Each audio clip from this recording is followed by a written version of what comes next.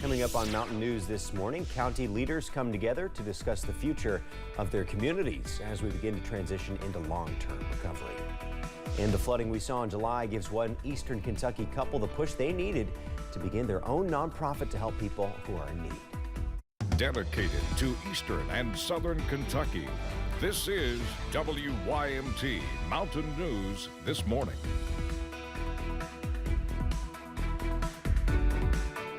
Good morning. Time is just before 5 a.m. I'm Keaton Hall. Dakota Makers is off today, but it feels very good to be on the morning, and it feels better to be here with Brandon Robinson, so let's throw it over to him. Yes, sir. Good to see you this morning, my friend, and glad to have you along with us. And it's unfortunately one of those situations, if we were outside, it'd be hard to see each other because it is dense fog out there this morning. Yeah. So be careful if you're hitting the roads here pretty soon. It's actually a little worse than yesterday. Let's take a look at those numbers this morning on the visibility map, and you see a lot of zeros on that map this morning. Anything less than 5 miles, which is the majority of this map, is low visibility. So slow, steady, give yourself plenty of time. But the fog is doing something for us. It's insulating us. It's not allowed the temperatures to drop as much. No 40s yet. 51 Clintwood, 52 Wise. And I'm trying to see if there's anybody else close. 53 Irvin. Everybody else kind of above that threshold. And then Manchester right there close to 60 along with Harlan this morning. So again, not too bad out there. So a little extra to max warming needed. Still a little bit on the chilly side out there, especially with a little bit of a breeze. Out the door forecast, fog this morning giving way to some sunshine this afternoon. A touch warmer than yesterday. We got to 75 at the National Weather Service office at Jackson. You know what I said about yesterday. Sunny and 75, one of my favorite country songs. But again, 77 today, maybe 78 if we're lucky. Thanks, Brandon. We've got some sad news for our region. On Tuesday, Kentucky Governor Gov Beshear announced the death toll from July's historic flooding increased to 40 after a person in Pike County died while helping with cleanup. Governor Beshear expressed sadness for the lives lost due to the flood water, saying, quote, "Each of these individuals is a child of God, and we mourn with all of their loved ones and all of Eastern Kentucky. Let us continue to hold these communities in our prayers as they've suffered the unimaginable," end quote. The governor says all of Team Kentucky will be there for our region as we continue to recover and rebuild.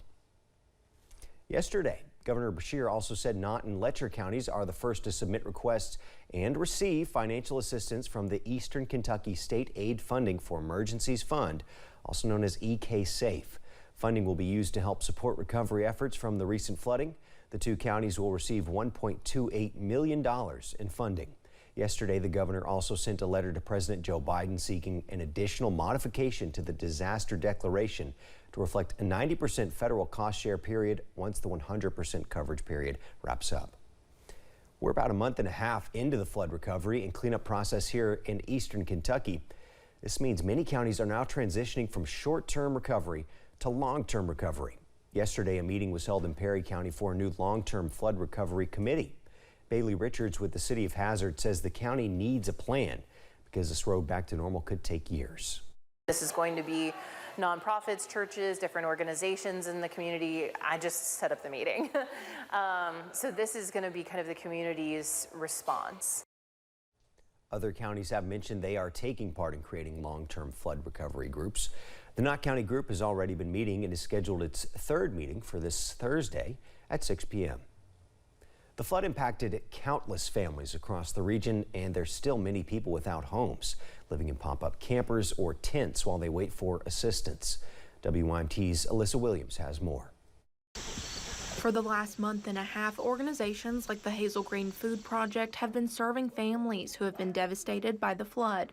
I know you can see it on TV and see the houses and all washing down the rivers and everything, but it just don't really hit you till you come out and actually see what has taken place there. Johnson says the hardest part of volunteering has been seeing the tent cities across the county. I cannot believe that we still have, after 2 months, we still have people that don't have anywhere to live. I mean, hey, I know it's not because Kentucky is broke or the government is broke, because the money's flowing everywhere. Why don't these people have a place to live, at least a little camper? Among those still living in tents is Breathitt County native Kenneth Hurt and his wife and son. It's been rough, especially with starting to get colder and can't put no heat or nothing in them tents, and And the young one joined the school, it's hard on him. Hertz says his family has had to deal with rain getting in their tent, but they're unsure as to how they will manage colder weather if they don't receive assistance before it gets here. Yeah, it's going to get rough if we ain't out by then. I don't know. I'm just about taking it day by day. Johnson says he hopes people can open their hearts to help those impacted by the flood while they wait on assistance. Monetary donations are great, but these people are definitely going to need some way to keep warm, you know, some blankets and some kind of heaters and all if they're living in a tent. Aiming to help flood survivors brave whatever else may come their way. In Breathitt County, Alyssa Williams, WYMT, Mountain News. If you're looking to help those in your area who may be experiencing these same struggles, you can contact the Hazel Green Food Project to see what you can do. In Letcher County, after the Fleming Neon area and its surrounding communities took on more water than anyone expected during the flooding, many people started looking for ways to give back. Ed Taylor and his wife Donna took the floods as a sign that it was time to do something they've been planning to do for a while. Start a ministry all about giving back to those in need. Before the floods, they spent several holidays running a blessing box on wheels, hitting the streets to deliver meals to those in need, something they now see as a greater calling, which they're calling Cast No Stones Ministries. The object of this ministry is not to tell people what they've done right or what they've done wrong or even offer advice. It's just feed them. Hungry's hungry, you know, no matter what situation you're in. The ministry is looking for partners in non-perishable food items as the Taylors want to become an official nonprofit. Thanks for getting your day started with us here on Mountain News this morning. Coming up, extreme heat over the West Coast could cause some problems for users of a major social media platform. We've got the details in just a few minutes.